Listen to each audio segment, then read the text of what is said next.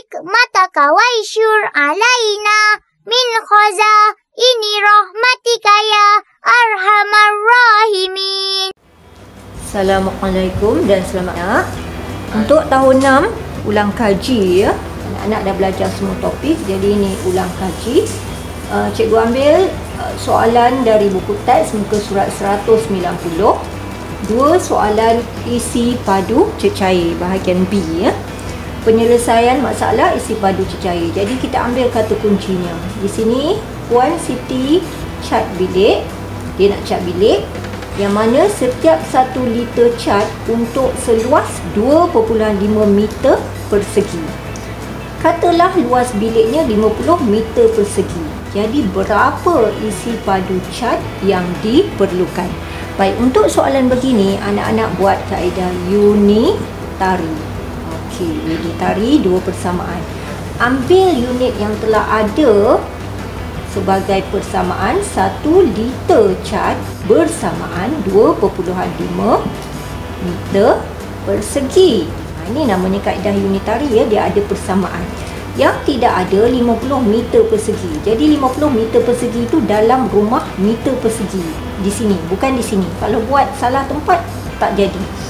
Yang ini ikut nilai yang sama, meter persegi. Okey, yang ini tahu ke tak tahu? Tak tahu. Yang ini yang Puan Siti nak cari berapa isi padu cat yang diperlukan.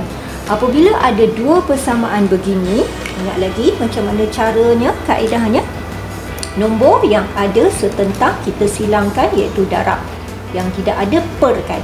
Okey, so 1 darab 50. Okey, unit tak perlu tulis.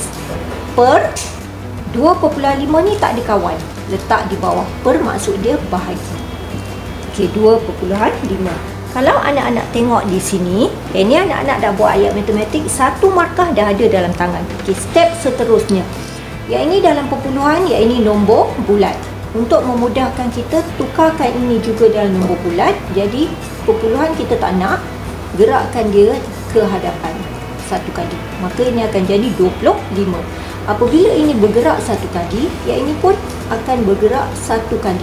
Di hujung. Sebab dia tak ada titik perpuluhan, bermula di sini hujung. Jadi, dia tak ada nombor, letak sifar. So, sekarang dia jadi 500. Apabila nombor bulat dengan nombor bulat, anak-anak lebih mudah untuk permudahkan nombor tersebut, bahagikan nombor tersebut daripada nombor bulat dengan perpuluhan. Okey, 25. 25 dalam sifar 25 ada 50. Kita boleh mansub. 25 akan jadi 1. 50 akan jadi 2. Manakala sifar tetap sifar. Okey, ini mansub. Kita dah kecilkan. Ya, apabila jadi per 1, kita tak payah kira. Kira yang atas saja. 1 darab 20 boleh congak 20 liter. Dah siap. Mudah sahaja. Biasanya untuk soalan begini melibatkan 3 markah. Okey, soalan yang seterusnya juga berkaitan dengan isi padu cecair. Ada kaitan dengan kubah ya. Kerana ini akuarium.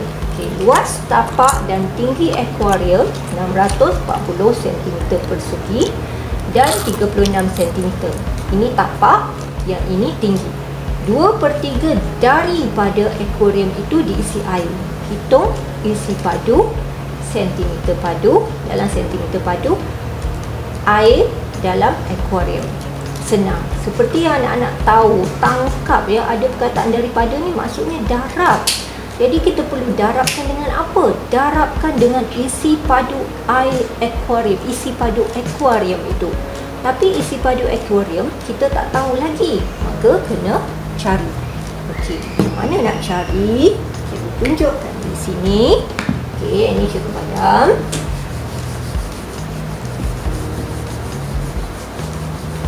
Akuarium. Untuk lebih faham, cikgu lukislah. Contoh, katalah ini akuarium.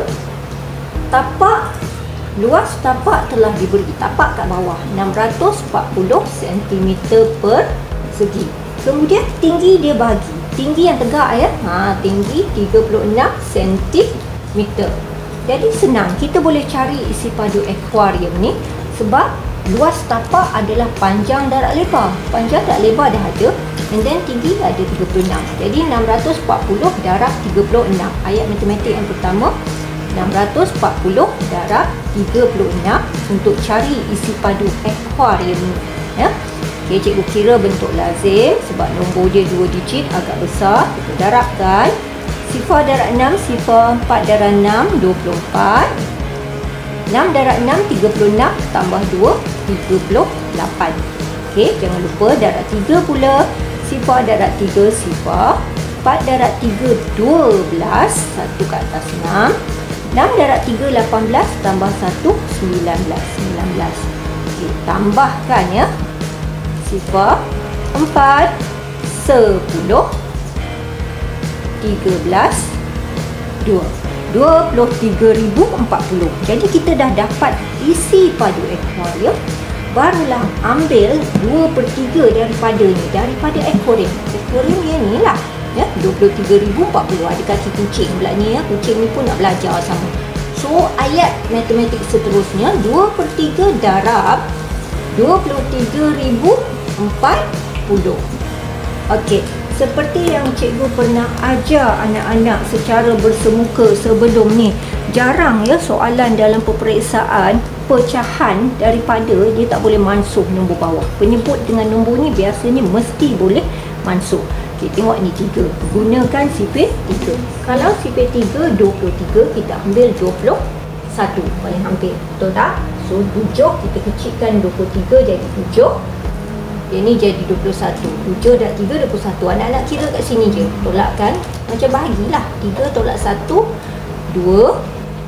Turun sifar 20. Okey, sifar 3, 20 paling hampir 6. 6 darab 3, 18. Tolak lagi. Selagi ada baki, tolak. Okey. Tolak dapat 2. Ada baki 2, turun 4. Okey, 24 dalam sifar 3 ada tak? Ada sebiji iaitu 8. Betul tak? Jadi kalau dah habis tak ada baki, tak payah kira dah. Terus saja. Ini sifar tetap sifar. Jadi kita dah mansuh nombor 23,040 jadi 7,680. 3 dah jadi 1. Itu maksud kaedah mansuh. Kecilkan nombor itu.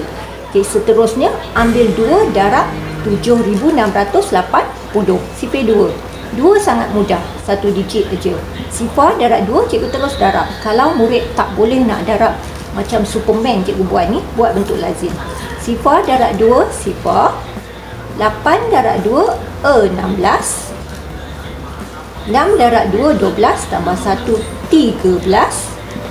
7 darab 2, 14 tambah 1, 15. Okey. 15,360 sentimeter padu. Sentimeter padu kerana isi padu. Dah siap. Biasanya soalan macam ni melibatkan 3 markah. Ya.